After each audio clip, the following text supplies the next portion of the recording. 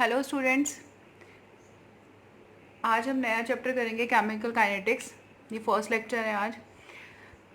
Chemical kinetics जो chapter है वो भी बहुत इंपॉर्टेंट है और इसमें से न्यूमेरिकल्स आने के ज़्यादा चांसेस होते हैं।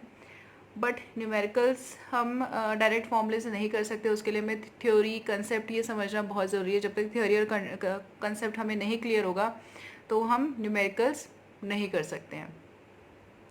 तो देखते हैं क्या होता है chemical kinetics. Chemical kinetics, it is the branch of chemistry which deals with the study of speeds or rate of chemical reaction, the factors affecting the rates of the reaction, and the mechanism by which the reaction proceed is known as chemical kinetics.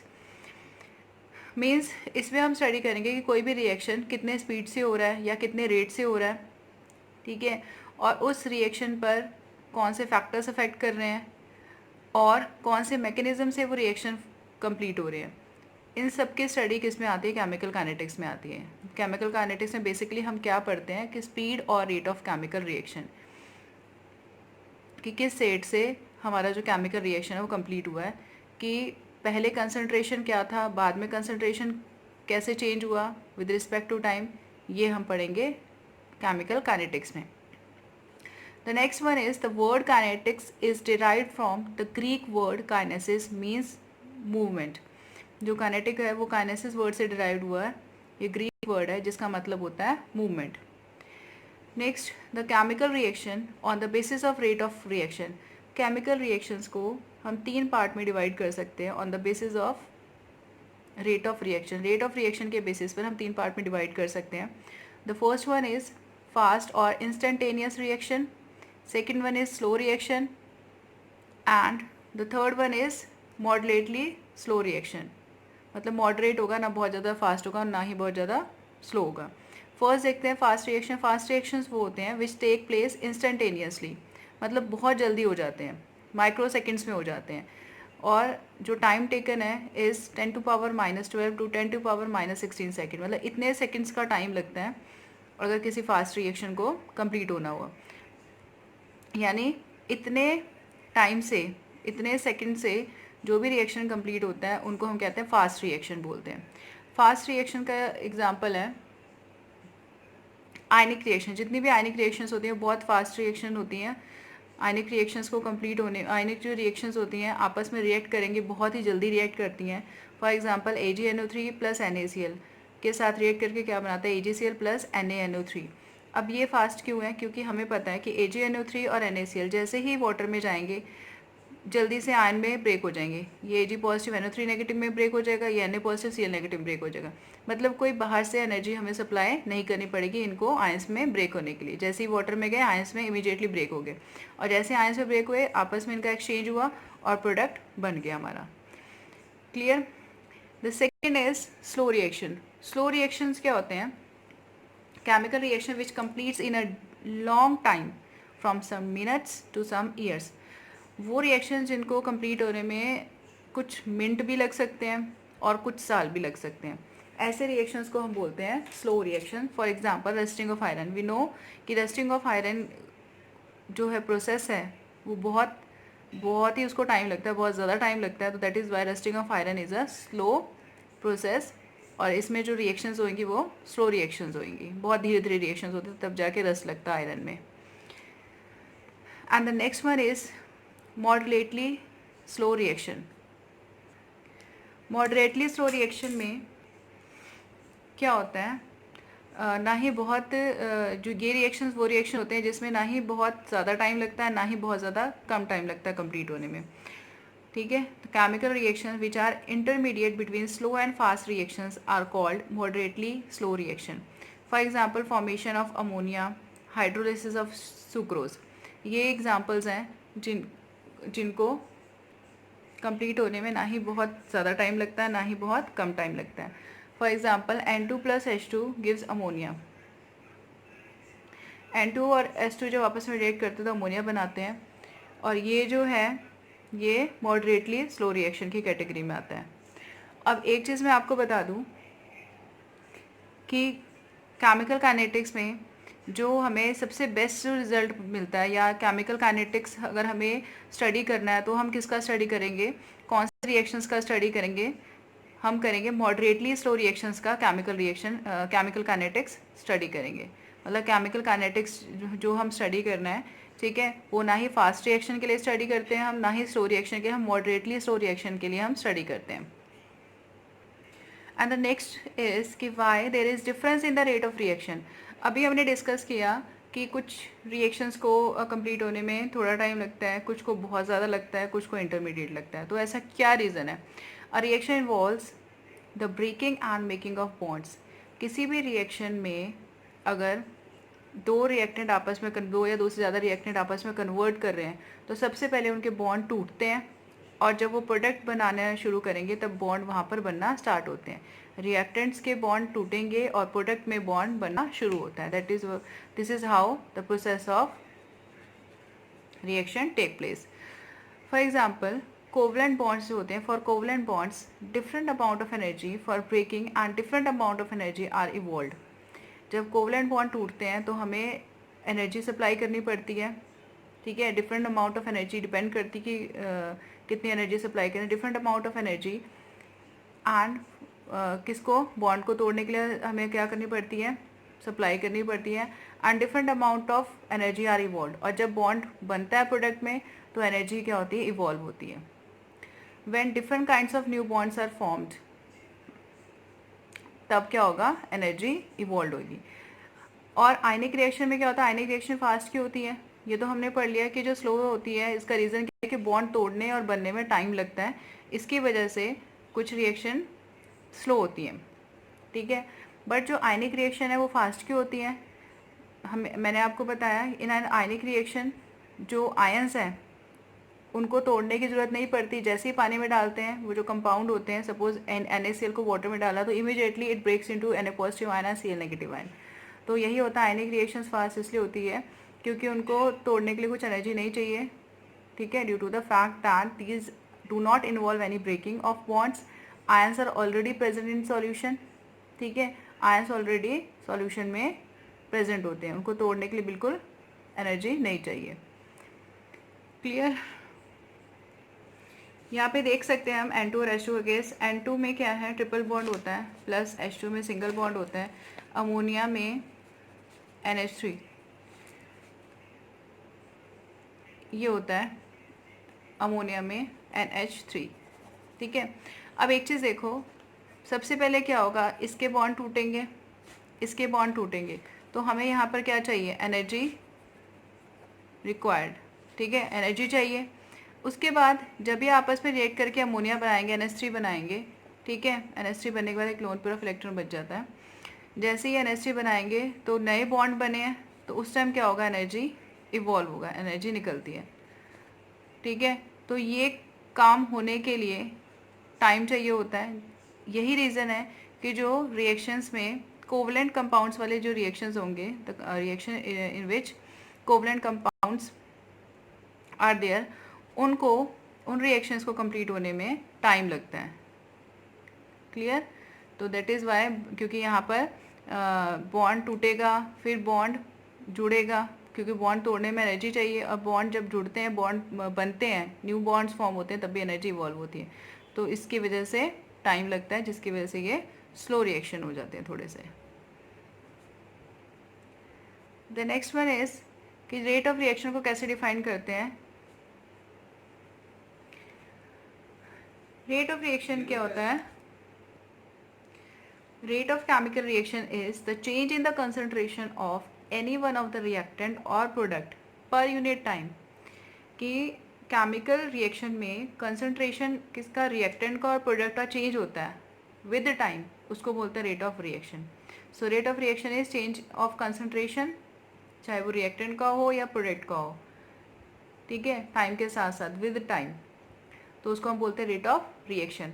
Unit क्या होगा, change concentration का unit क्या होता है, मोल पर litre यहाँ पे लेंगे, और टाइम का यूनिट क्या लेंगे, सेकंड। टाइम हमेशा हम सेकंड में लेंगे, ठीक है।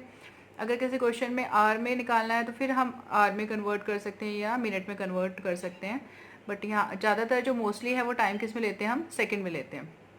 So its unit is mole पर लीटर पर सेकेंड। ये टाइम किस में लेंगे हम, सेकंड में लेंगे, सेकंड ऊपर जाके क्या हो जाएगा, सेकंड इन्वर्स हो जाएगा। नेक्स्ट है कि अगर हमें किसी भी इक्वेशन के लिए एवरेज रेट ऑफ रिएक्शन लिखना है तो क्या करेंगे हम। For example 2a + 3b gives 4c।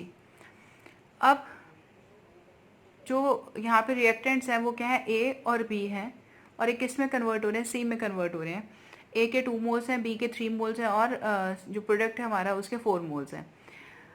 इसको लिखने का क्या तरीका होता है कि सपोज मान लो यहाँ पे हम डेल्टा वर्ड यूज़ करते हैं, क्यों लिखते हैं।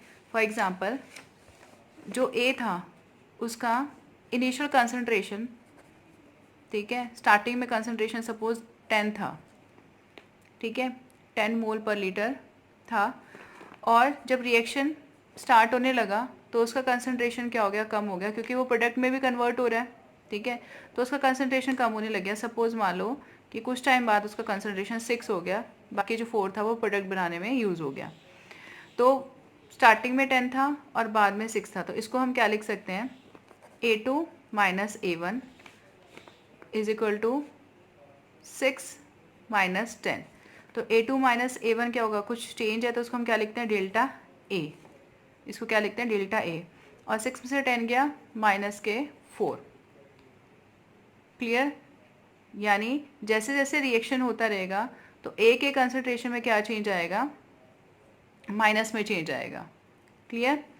सिमिलरली B के लिए भी यही होगा, delta B is equal to B2 - B1। Similarly C के लिए हम क्या लिख सकते हैं, delta C is equal to C2 - C1। एक चीज़ हमेशा याद रखना कि जैसे जैसे रिएक्शन होता रहता है, ठीक है, तो यहाँ पर रिएक्टेंट साइड में जो कंसंट्रेशन है वो कम होता रहेगा, प्रोडक्ट के साइड में कंसंट्रेशन बढ़ता रहेगा। इसको ऐसे समझो कि सपोज़ हमारे पास कोई टेस्ट ट्यूब थी, उसमें हमने क्या लिया, ए और बी दो हमने कंपाउंड लिए, ये दो केमिकल रिएक्शन करने के लिए हमने दो कंपाउंड लिए, उनको हमने टेस्ट ट्यूब में डाल दिया। ए का अमाउंट हमने सपोज 10 ग्राम लिया है, बी का अमाउंट सपोज 10 ग्राम लिया, दोनों को हमने टेस्ट ट्यूब में डाल दिया। यानी रिएक्शन होने से पहले इनका जो अमाउंट कितना था, ए का 10 था, बी का 10 था, ठीक है। लेकिन जब रिएक्शन कंप्लीट होगी, जब ए बी के साथ रिएक्ट करेगा तो एक प्रोडक्ट बनाएगा, सपोज उसने सी कोई प्रोडक्ट बनाया, ठीक है, तब इसी टेस्ट ट्यूब में ए का कंसंट्रेशन उस टाइम कितना हो जाएगा, ए का अमाउंट कितना हो जाएगा 0 ग्राम, और बी का अमाउंट कितना हो जाएगा 0 ग्राम, लेकिन सी का अमाउंट कितना हो जाएगा 20 ग्राम। रीज़न बिंग जो ए और बी थे इनका जो अमाउंट था, ठीक है, वो ख़त्म हो गया, क्योंकि ये सारा का सारा किस में कन्वर्ट हो गया, प्रोडक्ट बनाने में कन्वर्ट हो गया। तो वही चीज़ मैंने आपको बोली कि जैसे जैसे रिएक्शन होता रहता है तो रिएक्टेंट का अमाउंट कम होना शुरू हो जाता है और प्रोडक्ट का अमाउंट बढ़ना शुरू हो जाता है। और जब प्रोडक्ट का फॉर्मेशन पूरी तरह से कंप्लीट हो जाएगा तो रिएक्टेंट का जो अमाउंट है वो क्या हो जाएगा, हम उसका अमाउंट कितना लेंगे, 0 अमाउंट लेंगे, अगर वो सारा का सारा यूज़ हो गया प्रोडक्ट बनाने में। तो अगर कुछ बचा हुआ है, ठीक है, तो हम वो भी लिख सकते हैं। सो जो रेट ऑफ रिएक्शन है, ठीक है, तो उसका equation average rate of reaction है, उसके लिए हम इक्वेशन क्या लिखेंगे, average rate of reaction is equal to जो आपका कॉफिशेंट है, ठीक है, वो अपॉन में चला जाएगा। 2 है तो यहाँ पे 1/2 हो जाएगा, 3 है तो 1/3 हो जाएगा। तो हम इसको कैसे लिखते हैं, लिखने रिप्रेजेंटेशन करने का क्या तरीका है, -1/2 डेल्टा ए का कंसिडरेशन अपॉन डेल्टा टी, ठीक है, ये टाइम है, डेल्टा टी। सिमिलरली आगे हम क्या लिखेंगे, is equal to -1/3 delta B का concentration upon delta T. Delta word किस लिए यूज़ कर रहे हैं, change in concentration, is equal to +1/4 delta C का कंसंट्रेशन अपॉन डेल्टा टी। जो रिएक्टेंट है, जैसे जैसे रिएक्शन स्टार्ट होना शुरू होता है तो रिएक्टेंट का अमाउंट क्या होना शुरू हो जाता है, डिसअपियर होना शुरू हो जाता है, ठीक है, और प्रोडक्ट का अमाउंट या कंसंट्रेशन क्या होना शुरू हो जाता है, अपियर होना शुरू हो जाता है, अपियर होना शुरू हो जाता है। ये ख़त्म होगा तभी तो ये बनेगा, है ना। सो हम ये बोल सकते हैं कि rate of disappearance is equal to rate of appearance. जो यहाँ पे लेंगे वही तो यहाँ पर बनाएगा, जितना कंसंट्रेशन इस यहाँ पर होगा according to law of conservation of mass, उतना ही प्रोडक्ट हमें मिलेगा। So rate of disappearance is equal to rate of appearance. अब एक चीज़ देखो, यहाँ पे हमने माइनस माइनस क्यों लगा रखा है।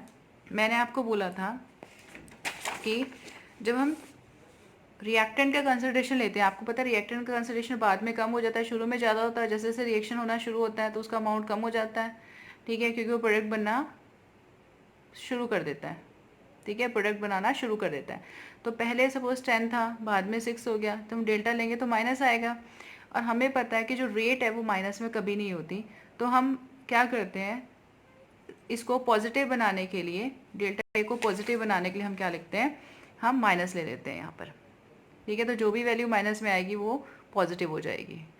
तो रिएक्टेंट के केस में हम क्या लेंगे, माइनस साइन लगाते हैं ताकि हमारा रेट कभी पॉजिटिव ना आए, और we know that rate of the reaction कभी नेगेटिव होता भी नहीं है, तो इसलिए हमने क्या किया, इनको पॉजिटिव बनाने के लिए यहाँ नेगेटिव साइन लगाया, ठीक है। और प्रोडक्ट का कंसंट्रेशन पॉजिटिव में ही रहता है, ठीक है। सपोज प्रोडक्ट पहले यहाँ पर 0 था, बाद में आपस में रिएक्ट करके इन्होंने 10 मोल पर लीटर एक कंसंट्रेशन यहाँ पर बन गया प्रोडक्ट का, तो पहले 0 था फिर 10, तो 10 में से 0 गया 10, तो यानी प्रोडक्ट का कंसंट्रेशन में अगर चेंज हम लेते हैं तो वो क्या आएगा, क्या आएगा, वो प्लस में आएगा, क्योंकि माइनस अगर में होता, अगर माइनस में चेंज कंसंट्रेशन आता तो हम उसको प्लस में बनाने के लिए हम माइनस लेते, बट प्रोडक्ट के कंसंट्रेशन में उसका जो डेल्टा है, जो चेंज है उसका कंसंट्रेशन, वो क्या आएगा, प्लस में आएगा, माइनस में नहीं आएगा, तो यहाँ पर माइनस लिखने की कोई ज़रूरत नहीं है। हमने एवरेज रेट ऑफ रिएक्शन को लिखने का तरीका सीख लिया कि कैसे हम रिप्रेजेंट करते हैं उसको इक्वेशन की फॉर्म में। अच्छा, एक चीज़ है, मैंने अभी आपको बताया कि रेट ऑफ जो अपीयरेंस है, डिसअपीयरेंस है, is equal to rate of formation है, ठीक है। Rate of disappearance is equal to rate of appearance या रेट ऑफ फॉर्मेशन है, तो इसलिए हम क्या करते हैं, सभी को इक्वल इक्वल करके लिखते हैं। देखो फॉर एग्जांपल यहाँ पर हमने क्या लिया हुआ है, 3x, कोई इक्वेशन है 3x plus Y gives 2z, तो इसका अगर एवरेज रेट ऑफ रिएक्शन लिखेंगे, ROR मतलब रेट ऑफ रिएक्शन, अगर हम लिखेंगे तो क्या लिखेंगे, रिएक्टेंट के लिए हम माइनस यूज़ करेंगे, ठीक है, मैं पहले ही बता चुकी हूँ। तो कॉफिशिएंट क्या हो जाएगा, डिवाइड में चल जाएगा, 1/3 delta x upon delta t is equal to minus delta y upon delta t, coefficient इसका 1 लेंगे यहाँ पर क्योंकि कुछ भी नहीं है, ठीक है, और is equal to 1/2 delta z का कंसंट्रेशन अपॉन डेल्टा t, जो ब्रैकेट है वो किसको डिनोट करता है, कंसंट्रेशन को डिपेंड करता है, और डेल्टा किस लिए हम यूज़ करें, चेंज के लिए। यहाँ पे देखो मैंने क्या किया है, इसको इसके इक्वल किया, इसको इसके इक्वल किया है, क्यों किया है, because we know that rate of disappearance is equal to rate of appearance, इसलिए हमने इक्वल किया सबको। अब एक चीज़ देख लो यहाँ पर कि रेट ऑफ डिसअपीयरेंस ऑफ ए वो किसके इक्वल होगा, वो किसके इक्वल होगा, डेल्टा ए का concentration upon delta T. Rate of disappearance of B किसके इक्वल होगा, डेल्टा बी का कंसंट्रेशन अपॉन डेल्टा टी। और rate of appearance of C किसके इक्वल होगा, डेल्टा सी का कंसंट्रेशन अपॉन डेल्टा टी। एक चीज़ हमेशा याद रखना कि जब हम डिसअपीयरेंस और अपीयरेंस लिख रहे हैं, रेट ऑफ डिसअपीयरेंस और रेट ऑफ अपीयरेंस लिख रहे हैं, तो वहाँ पर हम कॉफिशिएंट को नहीं यूज़ करेंगे, ये चीज़ ध्यान रखना, क्लियर, वहाँ पे हम कॉफिशिएंट को यूज़ नहीं करते हैं।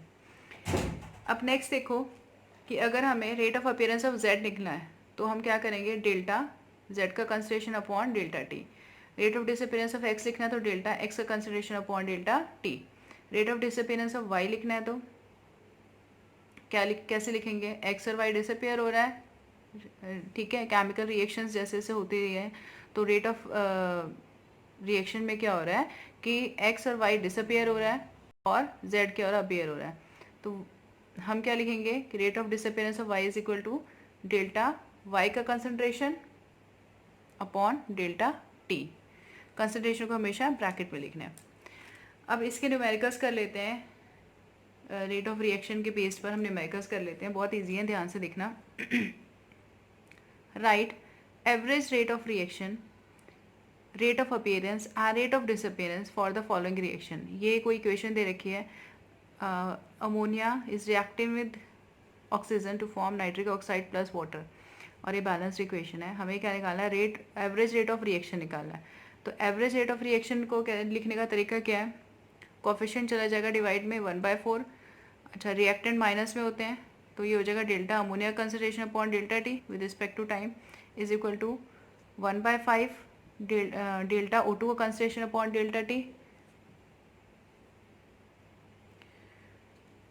Is equal to 1/4 delta NO का कंसंट्रेशन अपॉन डेल्टा टी, और और is equal to 1/6 delta water concentration upon delta T. तो ये हमने लिख लिया average rate of reaction. Next हमें क्या निकालना है कि rate of appearance and rate of disappearance. Rate of appearance निकालेंगे। रेट ऑफ अपीयरेंस किसका है, नाइट्रिक रेट ऑफ अपीयरेंस हमें निकालना है यहाँ पे। So rate of appearance of NO कैसे निकालेंगे, rate of appearance of NO निकालने के लिए delta NO concentration upon delta T, और rate of disappearance of O2 का अगर निकालना है तो कैसे निकालना, delta O2 concentration upon delta T. Similarly हम बाकियों का भी निकाल सकते हैं, क्योंकि हमें पता है हमारे रिएक्शन में डिसअपेयर किस किस का कंसंट्रेशन हो रहा है, ये हो रहा है, ठीक है। और अपीयरेंस किसकी हो रही है, इसकी हो रही है। प्रोडक्ट का अपीयरेंस होता है और रिएक्टेंट का डिसअपेयरेंस होता है। तो हम बाकी का भी निकाल सकते हैं, अमोनिया का भी निकाल सकते हैं रेट ऑफ डिसअपेयरेंस, और रेट ऑफ अपीयरेंस किसका निकाल सकते हैं, वाटर का भी निकाल सकते हैं। तो ये आप खुद कर सकते हो, ठीक है। ये मैं आपको पहले ही बता चुकी हूँ कि अगर आप रेट ऑफ अपीयरेंस या रेट ऑफ डिसअपीयरेंस लिख रहे हैं तो स्टोइकियोमेट्रिक कोएफिशिएंट का यूज़ नहीं करना। नेक्स्ट है कि एक इक्वेशन गिवन है नेक्स्ट न्यूमेरिकल में, N2 + H2 is giving ammonia. During the formation of ammonia 2 moles of N2 disappear in 1 minute, कि 2 मोल्स ऑफ N2 है वो डिसअपेयर हो रहे हैं 1 मिनट में। Find ROR, rate of the reaction, second rate of disappearance of H2, and third one is rate of appearance of ammonia. ये आपको निकालना है। The volume of vessel is 1 litre. Vessel का वॉल्यूम आपको गिवन है 1 litre. अब देखो rate of the reaction निकालना है, तो एवरेज रेट ऑफ रिएक्शन निकालने के लिए क्या करेंगे, हमें पहले क्या निकाल, rate of reaction, rate of disappearance of H2 and rate of appearance of ammonia. यहाँ पे स्पेसिफिक मेंशन है कि किस किस का आपको डिसअपेयरेंस और अपीयरेंस निकालना है, और रेट ऑफ रिएक्शन आपको निकालना है। सबसे पहले क्या लिखो, एवरेज रेट ऑफ रिएक्शन लिखते हैं। एवरेज रेट ऑफ रिएक्शन लिखने के लिए क्या लिखेंगे कि minus change in concentration of N2 upon delta T is equal to -1/3, जो 3 है 1/3 में चल जाएगा। Delta H2 concentration upon delta T is equal to +1/2 delta ammonia concentration upon delta T. अब देखो स्टूडेंट्स, हमें क्या निकालना था, rate of disappearance of H2 निकालना था, ठीक है। Rate of disappearance of H2 निकालना है। अब हमें किसका कंसंट्रेशन गिवन है, हमें रेट ऑफ रिएक्शन किसका गिवन था, N2 का गिवन था, ठीक है। तो हम क्या करेंगे, इसको इसके इक्वल कर देंगे according to rate of reaction equation. जो हमने इक्वेशन लिखी थी उसके अकॉर्डिंग जो N2 का कंसंट्रेशन है विद रिस्पेक्ट टू टाइम, ठीक है, change in concentration of N2 with respect to time, वो किसके इक्वल हो सकता है, इसके इक्वल हो सकता है। ये सारे इक्वल थे तो हम इसको इक्वल कर लेंगे। अब एक चीज़ देखो, जो N2 का कंसंट्रेशन आया था, ठीक है, विद रिस्पेक्ट टू टाइम, यानी रेट जो था वो कितना था, 1/30 आया था, is equal to -1/3 delta H2 upon delta T. हम क्या करेंगे, 3 को यहाँ ले जाएंगे, मल्टीप्लाई कर लेंगे, तो ये आ जाएगा -1/10। तो rate of disappearance of H2 कितना आ गया, -1/10। जो डिसअपेयरेंस है वो नेगेटिव में आ सकती है, बट जो रेट ऑफ रिएक्शन है वो हमें पॉजिटिव में ही लेके आना होता है। तो ये क्या शो कर रहा है कि हमारा जो कंसंट्रेशन है वो डिक्रीज हो रहा है। रेट ऑफ डिसअपेयरेंस ये हमें शो कर रहा है कि कंसंट्रेशन क्या हो रहा है, डिक्रीज हो रहा है। क्लियर। तो ये हमारा क्या निकल गया, रेट ऑफ डिसअपेयरेंस -1/10 मोल पर लीटर पर सेकेंड। इसको पॉजिटिव बनाने के लिए अगर रेट ऑफ रिएक्शन लिखना होता तो हम पॉजिटिव बनाने के लिए माइनस भी लगा के मल्टीप्लाई करते हैं हम, ठीक है। नेक्स्ट है रेट ऑफ अपीयरेंस। अब रेट ऑफ अपीयरेंस हमें पता है कि पॉजिटिव आएगा, क्योंकि प्रोडक्ट में जो कंसंट्रेशन वो बढ़ती है। मैंने आपको बता दिया था कि सपोज मान लो प्रोडक्ट का कंसंट्रेशन 0 है, ठीक है, उसके बाद क्या होगा, सपोज प्रोडक्ट का कंसंट्रेशन 0 है, कुछ टाइम बाद जो रिएक्टेंट्स हैं वो आपस में रिएक्ट करके जो प्रोडक्ट का कंसंट्रेशन है वो कितना बना रहे हैं, सपोज 10 बना रहे हैं, तो फाइनल माइनस इनिशियल कितना हो जाएगा, 10 - 0 कितना हो जाएगा, 10 हो जाएगा। यानी जो रेट ऑफ डिसअपेयरेंस है वो हमेशा पॉजिटिव आएगी। नाउ सी, हमें निकालना है rate of appearance of ammonia निकालना है। तो यहाँ पर भी हम क्या कर सकते हैं, changing concentration of N2 upon delta T को किसके इक्वल कर सकते हैं, 1/2 delta NH3 concentration upon delta T according to rate of reaction equation. ये कितना गिवन है हमारे पास, 1/30 था, 1/2 हमें ये निकालना है रेट ऑफ अपीयरेंस, ये निकालना है रेट ऑफ अपीयरेंस। तो ये आ जाएगा 2 से यहाँ पे मल्टीप्लाई कर देंगे, ठीक है, टू ऊपर है 30 नीचे, तो ये आ जाएगा 1/15 मोल पर लीटर पर second. The next numerical is ammonia and O2 react as, ammonia और O2 आपस में रिएक्ट करके क्या बना रहे हैं,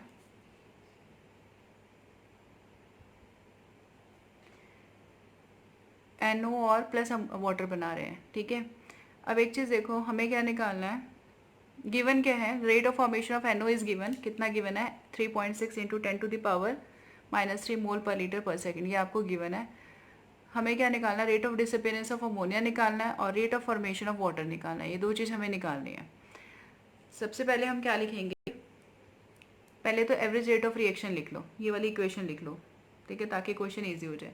ये लिख लिया हमने कि -1/4 changing concentration of ammonia upon delta T is equal to -1/5 changing concentration of O2 upon delta T is equal to 1/4 changing concentration of NO upon delta T is equal to 1/6 changing concentration of water with respect to time.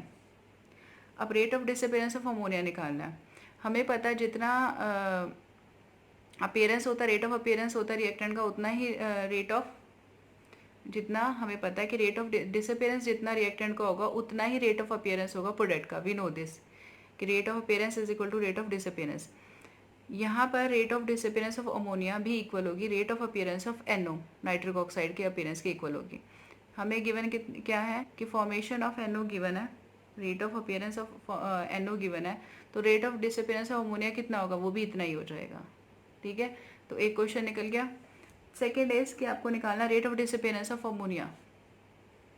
Rate of disappearance of ammonia हम निकाल चुके हैं, हमें क्या निकालना था, rate of formation of water निकालना है। तो rate of formation of water कैसे निकालेंगे कि हमें पता है कि ये जो है ये वाली टर्म इसके इक्वल हो जाएगी, वाटर वाला जो concentration changing concentration upon time है वो किसके इक्वल हो जाएगा, changing concentration of nitric oxide plus upon delta T according to rate of reaction equation. हमें निकालना है कि rate of formation of water, और rate of formation of water क्या होता है, changing concentration of water upon delta T. 6 इधर चला जाएगा, ये हो जाएगा 6/4, और इसको जब हम सॉल्व करेंगे, after solving this we will get 5.4 into 10⁻³ mole per liter per second. So students, today we have done rate of reaction और उस पर बेस्ड न्यूमेरिकल कैसे आते हैं वो हमने किया है। नेक्स्ट टॉपिक हम करेंगे instantaneous rate of reaction and further और भी टॉपिक्स हैं वो हम करेंगे। और एक चीज़ है स्टूडेंट्स कि मेरे चैनल को सब्सक्राइब करो ताकि आप ज़्यादा से ज़्यादा आपको वीडियो मिल सके, आप उसका एडवांटेज आप उठा सको। So please subscribe me, like and also comment. Thank you.